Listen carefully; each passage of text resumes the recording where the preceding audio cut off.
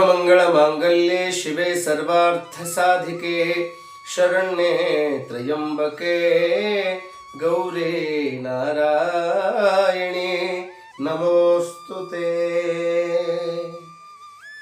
Case ಗಾನ ಮಂದಿರ ವೀಕ್ಷಕ ಬಾಂಧವರೆಲ್ಲರಿಗೂ ಸ್ವಾಗತ ಸುಸ್ವಾಗತವನ್ನು ಕೋರ್ತಾ ನಾನು ನಿಮ್ಮ ಅಧ್ಯಾತ್ಮ ಜೀವಿ ಪ್ರವಚನಕಾರ ಮತ್ತು ಕೀರ್ತನಕಾರ ಚಲನಚಿತ್ರ ಸಾಹಿತಿ ಶರಣ್ ಕುಮಾರ್ ಗಜೇಂದ್ರಗಳ.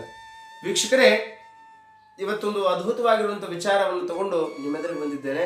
ಆ ವಿಚಾರಕ್ಕೆ ಹೋಗೋಕೆ ಪೂರ್ವದೊಳಗೆ ನಮ್ಮ ಚಾನಲನ್ನು ನೀವು ಹೊಸದಾಗಿ ನೋಡ್ತಿದ್ರೆ ಅದನ್ನು ಸಬ್ಸ್ಕ್ರೈಬ್ ಮಾಡ್ಕೊಳ್ಳಿ, ಲೈಕ್ ಮಾಡಿ, ಶೇರ್ ಮಾಡಿ ಮತ್ತು ಕಾಮೆಂಟ್ ಮಾಡಿ ಅನ್ನುವಂಥ ಮಾತನ್ನು ಹೇಳ್ತಾ, ಹಾಗಾದರೆ ಬನ್ನಿ ಈಗ ಇವತ್ತಿನ ವಿಷಯಕ್ಕೆ ಹೋಗೋಣ.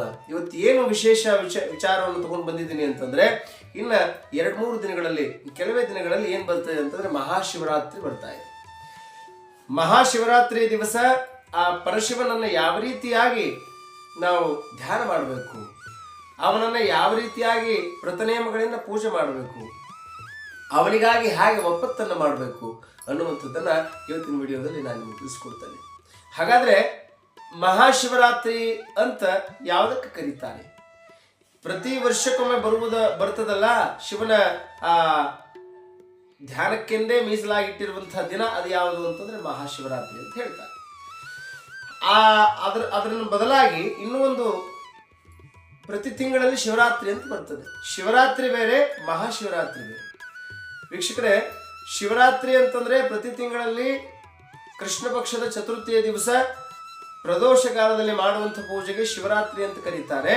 ಮತ್ತು ಮಹಾಶಿವರಾತ್ರಿ ಅಂತಂದ್ರೆ ಪ್ರತಿ ವರ್ಷವೂ ನಾವು ಮಹಾಶಿವರಾತ್ರಿಯನ್ನಾಗಿ ಬಹಳಷ್ಟು ವಿಜೃಂಭಣೆಯಿಂದ ಜಾಗರಣೆಯನ್ನ ಮಾಡುತ್ತೇವೆ. ಪ್ರತಿನಿತ್ಯವಾಗಿ ಹಾಗೆ ಮಾಡುವ ಆ ಧ್ಯಾನಕ್ಕೆ, ಆ ಪೂಜೆಗೆ ಏನಂತಾರೆ ಅಂತಂದ್ರೆ ಮಹಾಶಿವರಾತ್ರಿ ಅಂತ ಕರೀತಾರೆ.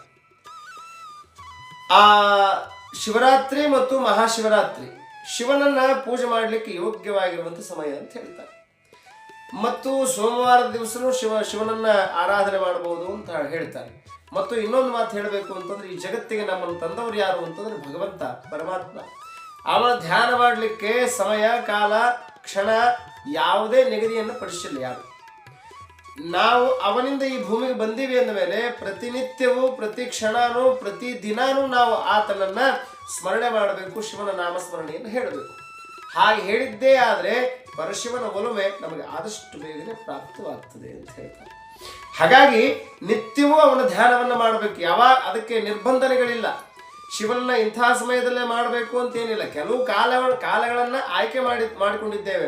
ಆ ಸಮಯದಲ್ಲಾದರೂ ಶಿವನನ್ನ ಕುರಿತು ನಾವು ಧ್ಯಾನ ಮಾಡಬೇಕು, ಪೂಜೆ ಮಾಡಬೇಕು. ಯಾಕಂದ್ರೆ ಇವತ್ತಿನ ಜನರೇಷನ್ನಲ್ಲಿ ಸಮಯ ಇಲ್ಲ ಅನ್ನುವಂಥವರು ಈ ರೀತಿಯ ದಿನಗಳನ್ನು ಆಯ್ಕೆ ಮಾಡಿಕೊಳ್ಬೇಕು. ಅದಕ್ಕಾಗಿಯೇ ಸಮಯವನ್ನು ಮೀಸಲಿಟ್ಟವರು ಯಾವ ದಿನವಾದರೂ ಮಾಡಬಹುದು, ಯಾವ ಕ್ಷಣವಾದರೂ ಮಾಡಬಹುದು, ಯಾವ ಸಮಯದಲ್ಲಾದರೂ ಕೂಡ ಆ ಭಗವಂತನ ಸ್ಮರಣೆಯನ್ನು ಮಾಡಬಹುದು. ಅದಕ್ಕೆ ನಿರ್ಬಂಧನೆಗಳಿಲ್ಲ. ಒಂದೇ ಮಾತಲ್ಲಿ ಹೇಳಬೇಕು ಅಂತಂದ್ರೆ, ನಡೆದಾಡುವಾಗ ಮಾಡಬೇಕು, ಮಾತಾಡುವಾಗ ಮಾಡಬೇಕು, ಒಳ್ಳೆಯ ಕಾರ್ಯದ ವಿಚಾರವನ್ನು ಮಾತಾಡುವಾಗ ಮಾಡಬೇಕು. ಯಾವುದೋ ಒಂದು ನಾವು ವಿಷಯವನ್ನು ತಲೆಯೊಳಗೆ ಇಟ್ಕೊಂಡಿರ್ತೀವಿ, ಏನೋ ಒಂದು ಮನಸ್ಸಿನೊಳಗಿರ್ತದೆ. ಆ ಗೊಂದಲವಿದ್ದಾಗ ಶಿವನನ್ನು ಸ್ಮರಿಸಬೇಕು. ಸುಖವಿದ್ದಾಗ ಸ್ಮರಿಸಿ, ದುಃಖವಿದ್ದಾಗ ಸ್ಮರಿಸಿ, ಕಷ್ಟ ನಷ್ಟಗಳಲ್ಲಿ ಶಿವನನ್ನು ಸ್ಮರಿಸಿ, ಸುಖದ ಸುಪ್ಪತ್ತಿಗೆ ಮೇಲೆ ಕೂತ್ಕೊಂಡಾಗೂ ಶಿವನನ್ನು ಯಾರು ಸ್ಮರಿಸ್ತಾರೆ ಆ ಭಗವಂತ ಅವರನ್ನು ಬೆನ್ನು ಬಿಡಲಾರ್ದ ಹಾಗೆ, ಬಿಟ್ಟು ಬಿಡಲಾರ್ದ ಹಾಗೆ ಅವರನ್ನು ಕಾಯ್ತಾನೆ ಎನ್ನುವಂಥ ಮಾತು. ಹಾಗಾದ್ರೆ ಪರಶಿವನನ್ನ ಮಹಾಶಿವರಾತ್ರಿಯ ದಿವಸ ಯಾವ ರೀತಿಯಾಗಿ ಪೂಜೆ ಮಾಡಬೇಕು ಅಂತಂದ್ರೆ, ಅವತ್ತಿನ ದಿವಸ ನಾವೇನು ಮಾಡಬೇಕು ಅಂತಂದ್ರೆ ಒಪ್ಪತ್ತಿರಬೇಕು ಅಂತ ಹೇಳ್ತಾರೆ. ಅಂದ್ರೆ ಉಪವಾಸವನ್ನು ಮಾಡಬೇಕು ಅಂತ. ಈಗಿನ ದಿನಮಾನದಲ್ಲಿ ಕೆಲವರಿಗೆ ಉಪವಾಸ ಇರ್ಲಿಕ್ಕೆ ಆಗೋದಿಲ್ಲ. ಉಪವಾಸ ಇರ್ಲಿಕ್ಕೆ ಆಗದೇ ಇರೋರು ಹಾಗೆ ಶಿವನ ಸ್ಮರಣೆಯನ್ನ ಮಾಡಬಹುದು. ಆದರೆ ಭಕ್ತಿ ಬಹಳ ಮುಖ್ಯವಾಗಿದೆ.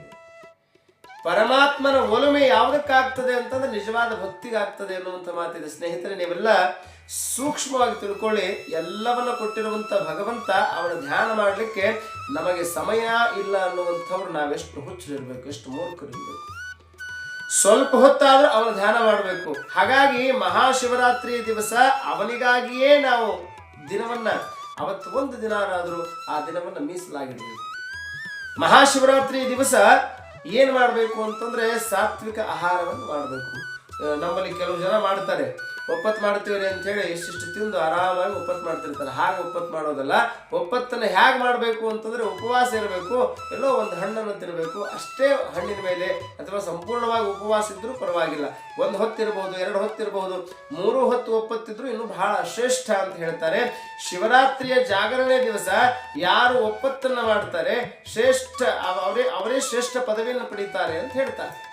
ಹಾಗಾಗಿ ಪರಶಿವನ ಒಲುಮೆ ಆಗಬೇಕಾಗಿತ್ತು ಅಂತಂದ್ರೆ ಶಿವರಾತ್ರಿ ದಿವಸ ನಾವು ಉಪವಾಸ ಇರಬೇಕು. ಆದರೆ ಉಪವಾಸವನ್ನು ಇರಿ ಅಂತ ಹೇಳ್ತಾರೆ. ಒಬ್ಬರು ಹೇಳ್ತಾರೆ, ತ್ರಿದಲಂ ತ್ರಿಗುಣಾಕಾರಂ ತ್ರಿನೇತ್ರಂಚ ತ್ರಿಯಾಯುಧಂ ತ್ರಿಜನ್ಮ ಪಾಪ ಸಂಹಾರಂ ಏಕಬಿಲ್ವಂ ಶಿವಾರ್ಪಣಂ. ಮತ್ತೆ ಪರಮಾತ್ಮನನ್ನ ಪೂಜೆ ಮಾಡೋದು ಹೇಗೆ?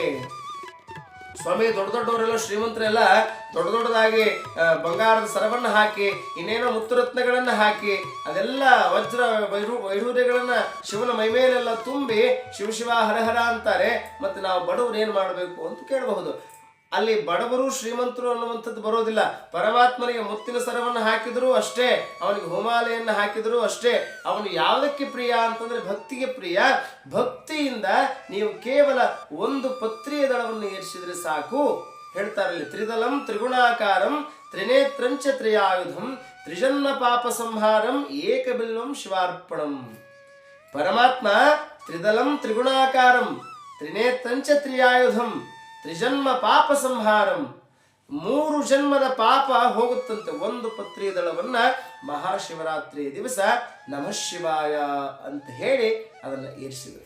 ಹಾಗಾದ್ರೆ ವೀಕ್ಷಕರು ನೀವು ತಿಳ್ಕೊಳ್ಬೇಕು, ಒಂದೇ ಒಂದು ಪತ್ರಿ ದಳವನ್ನ ಶಿವಲಿಂಗದ ಮೇಲೆ ಹಾಕಿ ನಮಃ ಶಿವಾಯ ಅಂತ ಹೇಳಿದರೆ, ಒಂದು ಸಾರೆ ನಮಃ ಶಿವಾಯ ಅಂದು ಒಂದು ಪತ್ರಿ ದಳವನ್ನು ಏರಿಸಿದ್ರೆ 3 ಜನ್ಮದ ಪಾಪ ಹೋಗುತ್ತೆ ಅಂತಂದ್ರೆ 108 ಪತ್ರಿ ದಳಗಳನ್ನು ಏರಿಸಿದ್ರೆ ಏನಾಗಬಹುದು? ನೀವೇ ವಿಚಾರ ಮಾಡಿ. 108 ಪತ್ರಿ ದಳಗಳನ್ನು ಏರಿಸಿದ್ರೆ ಅಂತಂದ್ರೆ 7 ಜನ್ಮದ ಪಾಪಗಳು ಹೋಗ್ತವೆ.